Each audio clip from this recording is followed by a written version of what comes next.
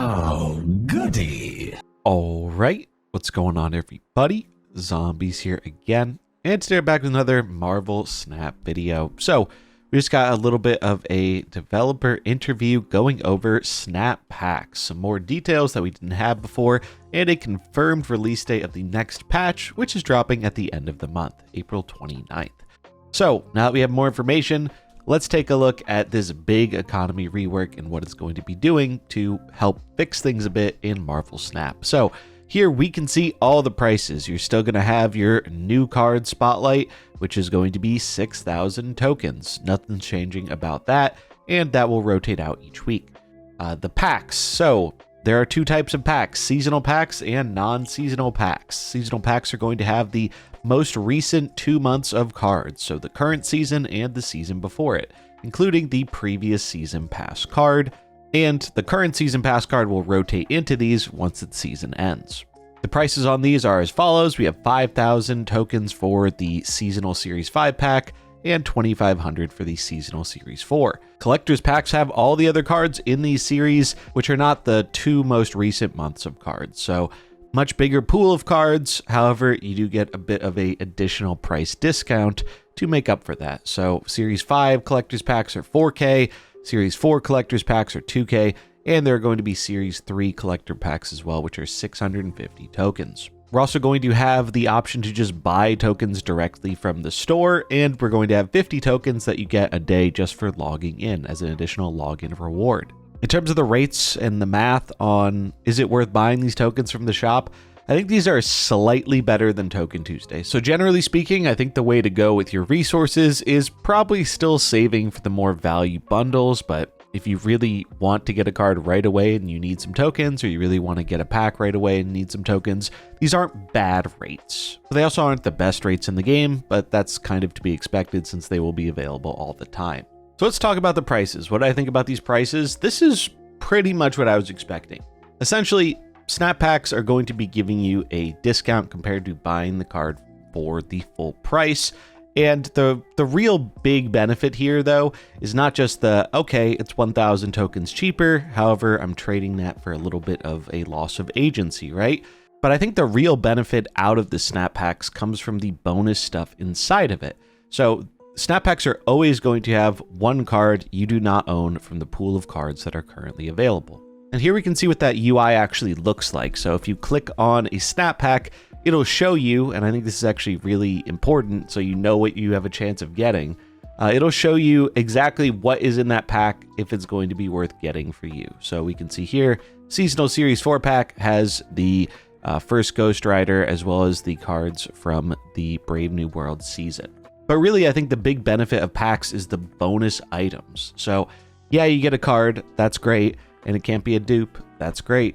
But what about these bonus items? So we have a list of the bonus items here, and they can be credits, tokens, boosters, variants, borders, or even more cards. Great. Please, for the love of God, get boosters out of here. I don't think anyone's going to be walking away from a Snap Pack with some boosters and feeling very good about that. But aside from boosters, I think the other stuff in here really does add to the value, especially if you can get another card. Being able to 2x value this, going from, okay, well, I could buy whatever Series 4 card I want for 3K, or I could open a Snap Pack for 2,500. If I decide to go with a pack and I ended up getting 2 of these 4 cards instead of 1, that's like 6,000 tokens worth of value for under half the price. And so this is the one thing we don't have the hard stats on yet. I imagine we'll get that information close to the release. But I do think that is going to be a very, very relevant point of Snap Packs is how often are you getting that extra card? Because that turns them from being, all right, here's a slight discount to being, all right, here's a 2-for-1 sale effectively. And I think that matters a ton. Now, most of the other stuff I think is fine in here as bonus benefits. Credits, tokens, they get you closer to getting another pack or getting another card or splitting your cards or whatever. Great. And generally speaking, I don't think people will really be unhappy to get some variants or borders. Those are things you can put to use. Boosters just are bad, though. Please do not put boosters in this. Boosters are just such a absolutely worthless currency, especially when a lot of times you're getting them for cards you already have thousands of boosters for. So I would really like to see that go. The last time we had boosters in a system like this was, well, back during the Nexus event caches, and that wasn't received very well. And I imagine that's how people are going to feel when they get boosters out of the bonus rewards here. So I'd like to see boosters go away. We'll have to see the exact rates, but I think if there is a reasonable chance to get that second card, that dramatically improves how good snap packs are. Now, one of the comments I got quite a bit on the last video I did about snap packs was a lot of people were concerned. They're like, all right, well, we're getting, more currency, we're getting more agency, but they said they're adding more cards. So is that going to kind of offset the benefits of snap packs? And they talked about that in the developer interview a bit, and it basically confirmed what I thought was going to happen, which is essentially they aren't going to be rolling out massive amounts of new cards. They're still going to stick to the general structure Snap has had, which is, all right, there's one new Series 5 card a week, there's one in the Season Pass for the month, they'll probably do a limited time mode, which can get you a Series 4 card, but it sounds like the new cards they're going to be adding are more going to lean towards being Series 4 cards that launch through the packs at the start of the season. So one, more Series 4 releases, always good, cheaper cards. And two, if we look at the track record of the more recently released Series 4 cards, there have been some decent ones through the events, but generally speaking, they aren't quite as sought after or needed for a lot of decks compared to their Series 5 counterparts. So I'm not super worried that them adding more cards is actually going to offset the system. It doesn't sound like they're adding a ton more cards. Maybe we'll get an extra bonus Series 4 card a season or something, maybe 2 if they're really trying to pump them out, but I don't think they're going to be drastically increasing the amount of cards released, and it sounds like they're mainly going to be going through Series 4, so they'll be a bit more accessible and probably a bit lower on power and a bit less required for a lot of decks. So if you're worried about them saying, hey, we're going to make more new cards too than we are right now, I wouldn't worry about that too much in terms of the economy side. So there was a comment on the dev interview that broke down the numbers a bit here, which I found to be very helpful. So as a player who does every daily/weekly reward available, they will earn about 6,000 credits of value a week free to play. Then if we consider the conversion of credits to tokens on average with the collection track, you end up getting about 1,250 credits converts to 826 tokens.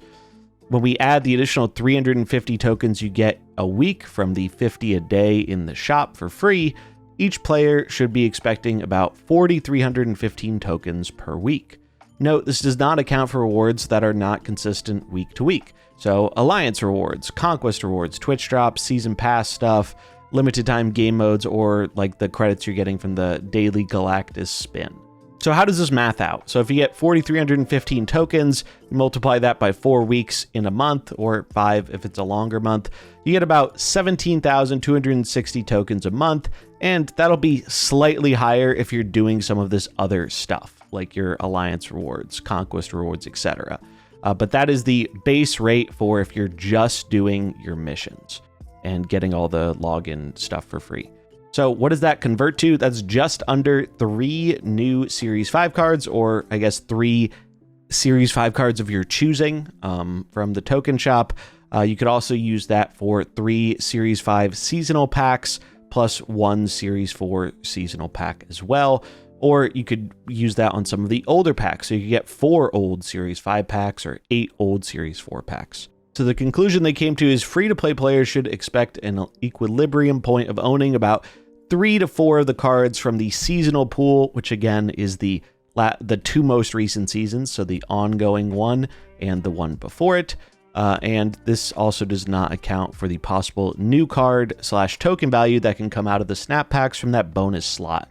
We don't know the numbers on the bonus slot just yet, and those numbers I think are going to matter quite a bit. The main thing that's great about this system, though, is the fact that you just have so much more agency in what you're acquiring. When we got spotlights, we traded agency for more cards, but the issue people ran into was eventually people got in a spot where they weren't getting more than 1 or maybe 2 cards a week with the Spotlight system. And at that point, it felt like you really weren't getting a lot in the way of more cards, and you were getting stuff you didn't want, like the duplicate of a card you already had getting converted to tokens, or getting variants you weren't going to play with. It just felt kind of bad, and most importantly, there was no path to getting a specific card you really wanted, other than just waiting it out or waiting to accumulate the tokens, but that literally took months upon months to get, because you just didn't get tokens fast under the old system. Now, if I have someone who joins Marvel Snap and says, hey, I really want to play this Sam Wilson Galacta deck. Those are the 2 cards I'm really excited about. I really want to play with them. How do I do that? Like, what's the best way to do that? Under the old system, you just tell them to swipe the credit card or fuck off because, yeah, that's really all you could do. You can pay money to speed it along, or you can play the game for months upon months upon months, waiting for you to get enough tokens, which takes forever, or waiting for them to reappear in spotlights, which also takes forever. On average, I think the time from a season pass card going to the spotlight caches usually is like 8 months or more. It's over half a year. That's ridiculous, and it's been a pain point for a lot of players I've seen, both new and returning, where they just want to engage with this card that they liked, but they weren't around a season or 2 before, and they are severely punished for that, which feels super bad. Now, under the new system, you can just tell them, okay, well, play the game, get your dailies done, you'll earn this amount of tokens a month, and you can use those to just buy Sam and Galacta. There you go. So it takes it from being something where you're waiting months upon months upon months to get this 1 or 2 specific cards you really want, to being like, okay, this month you will be getting Sam and Galacta, and you'll have some tokens left over. So you could go for a Series 5 pack or a Series 4 pack, or save up a little more and get another new Series 5 card of your choosing.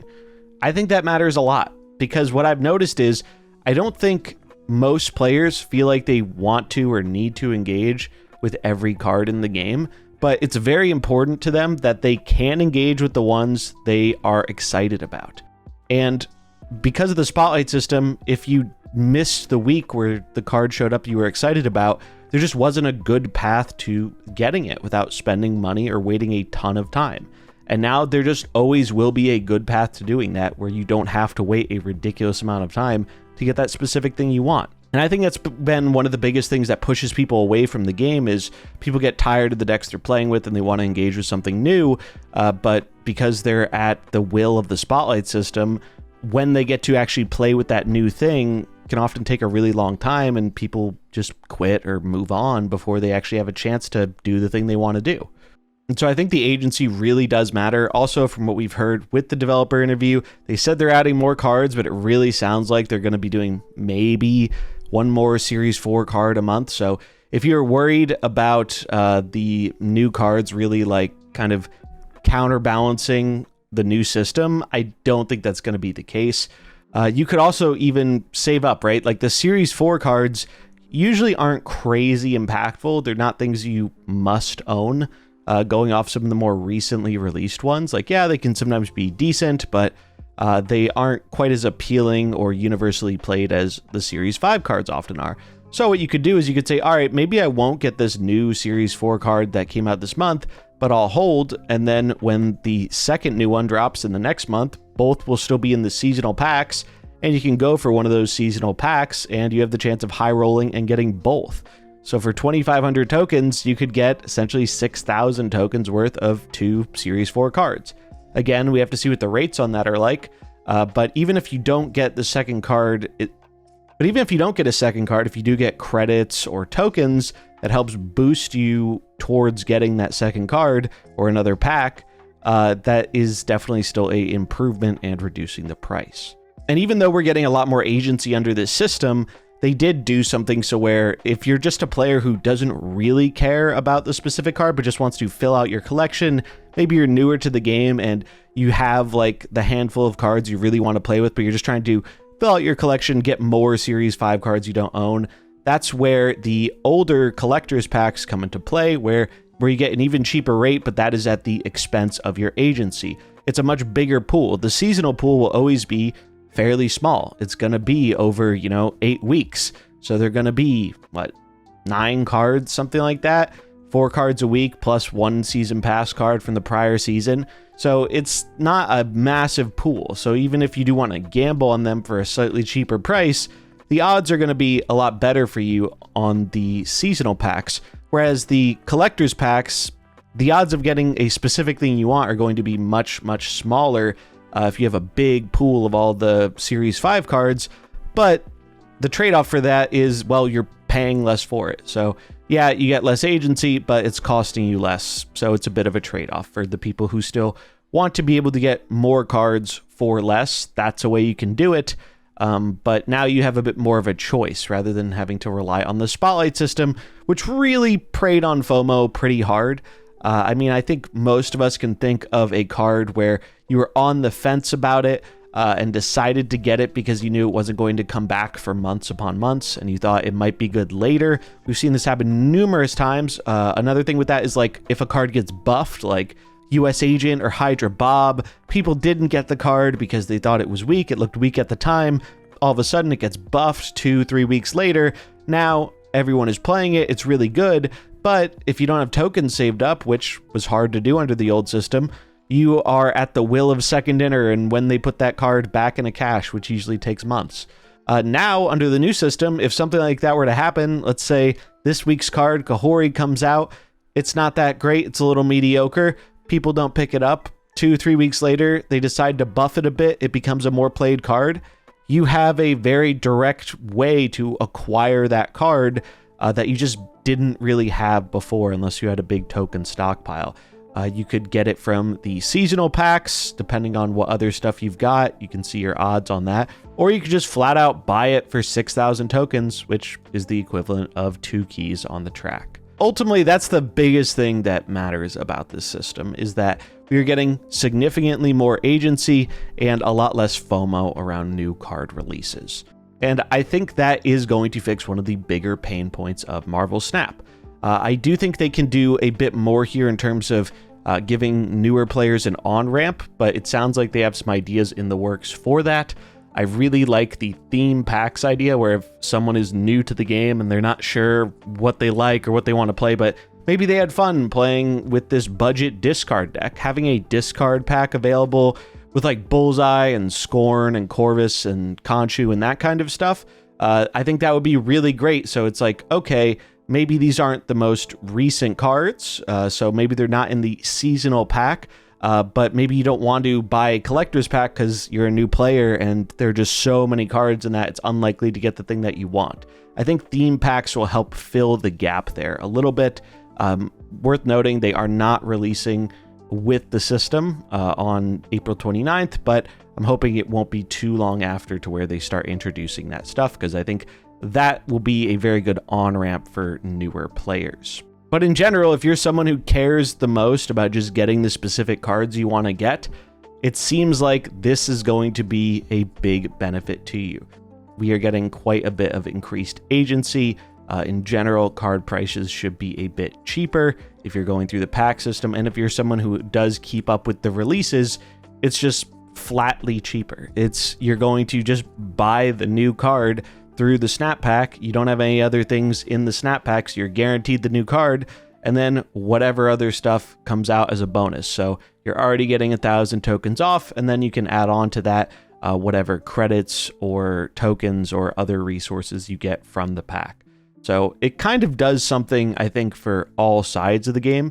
It's something for long-term players, I think, will appreciate the more agency and not having to waste their resources on things they don't want, like Spotlight variants or the random already owned duplicate slot. And then new players will have a easier time getting the specific cards they're trying to acquire without having to keep up with the Spotlight system, which I think was always really kind of a headache. But yeah, those are my thoughts on the snap pack prices and all that stuff. Again, we'll have to see what the actual rates are of the bonus stuff, because that can make a pretty dramatic difference in terms of adding more value. But in general, I think just the way we're going about having more agency on the cards you want is going to really fix one of the biggest problems Snap has had pretty much since the beginning, or pretty much ever since they got rid of the old token system and added spotlight caches. So I'm looking forward to this change. I think it'll be very positive to the game, and we won't have to wait long for it. It is dropping at the end of April. So let me know what you think in the comments below. I'd love to hear it. That's going to wrap it up for this video. I hope you enjoyed it. If you did, remember to like and subscribe, and I'll catch you in the next one. Peace.